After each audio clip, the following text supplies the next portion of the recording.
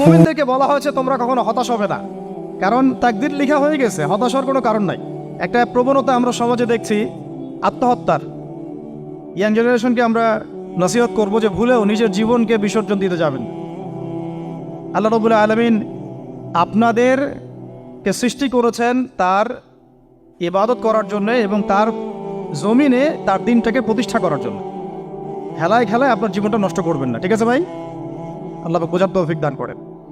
তো কলম সৃষ্টি করার পরে কিয়ামত পর্যন্ত সব লেখা হয়ে গেছে। এখন আমাদের এই পৃথিবীতে তো মানুষ ছিল না, ছিল? এদিকে মনোযোগ দেন। এই পৃথিবীতে কি আগে মানুষ ছিল? এই পৃথিবীতে আগে কি ছিল তাহলে বলেন? হ্যাঁ, মাশাআল্লাহ। এই পৃথিবীতে আগে কি ছিল? এখন ওরা নাই? সবার সাথেই কিন্তু একটা করে আছে। কমপক্ষে কয়টা করে? সবার সাথে কমপক্ষে একটা করে। আর কোন কোন জায়গা আছে যেখানে জিনের বড় বড় আখড়া আছে। পৃথিবীতে যে জায়গাগুলো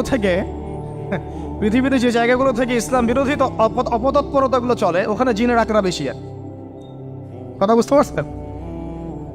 তো জিন জাতিকে আল্লাহ পাক ধ্বংস করে দিয়েছেন তাদের পাপের কারণ, আল্লাহ দ্রোহিতার কারণে, অবাধ্যতার কারণে।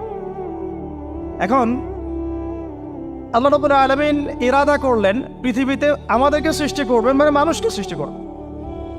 আল্লাহ পাক তার সমস্ত ফেরেশতাদেরকে একত্রিত করলেন। ঘটনাটা কিন্তু খুব ইন্টারেস্টিং। আমি জানি এখানে ওলামায়ে কেরামও আছেন, তবে আমি সবার জন্য প্রযোজ্য হয় এমন কথা বলারই চেষ্টা করছি, কারণ অনেকে হয়তো এগুলো নাও জানতে পারে।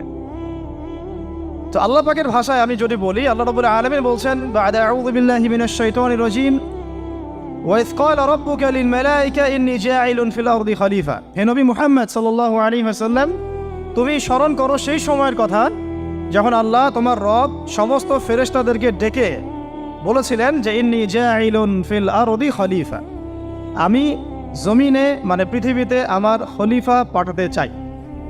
কি পাঠাতে চাই? আরো জোরে বলেন। আল্লাহ পাক বলেননি পৃথিবীতে মানুষ পাঠাতে চাই, পৃথিবীতে নতুন কোনো মাখলুক পাঠাতে চাই। আমাদেরকে আল্লাহ পাক সম্মানের শব্দে সম্মানিত করেছেন, বিশেষায়িত করেছেন। আমাদেরকে বলেছেন আমরা আল্লাহর খলিফা, আমরা আল্লাহর খলিফা। এখন আমরা আল্লাহর খলিফা, কিন্তু পৃথিবীতে মানুষ খিলাফা শব্দ সহ্য করতে পারে। হ্যাঁ, কি অদ্ভুত না? এটা কোরআনের কি শেষের দিকে আছে না প্রথম দিকে আছে? সূরা বাকারার একদম শুরুর থেকে 3টা 4টা 5টা পৃষ্ঠা উল্টালে দেখবেন এই একটা আছে। কোরআন তাহলে শুরু থেকে কখনো খুলেও দেখেনি সে ব্যক্তি। প্রমাণ হলো এটা, সে খুলেও দেখে নাই, অথবা দেখলেও সে এড়িয়ে গেছে। আল্লাহ পাক আমাদেরকে বললেন যে পৃথিবীতে আমি আমার খলিফা পাঠাতে চাই। তাহলে আদম আলাইহিস সালামকে আল্লাহ পাক মুহাব্বতের শব্দে, সম্মানের শব্দে বিশেষায়িত করলেন কি বলে? সুবহানাল্লাহ, সুবহানাল্লাহ। আর খলিফা কাকে বলে এটা আমি আপনাদেরকে বোঝাচ্ছি একটা দোয়া থেকে। এই যে গাড়িতে করে আমরা বাসা থেকে আসলাম বা যখন কোনো সফরে যাই, আমরা একটা দোয়া পড়ি, সুবহানাল্লাযী সাখখারা লানা হাযা ওয়া মা কুন্না লাহু মুকরিনিন ওয়া ইন্না ইলা রাব্বিনা লামুনকালিবুন। এতটুকু তো পড়ি নাকি? বা এগুলো পড়তে হবে?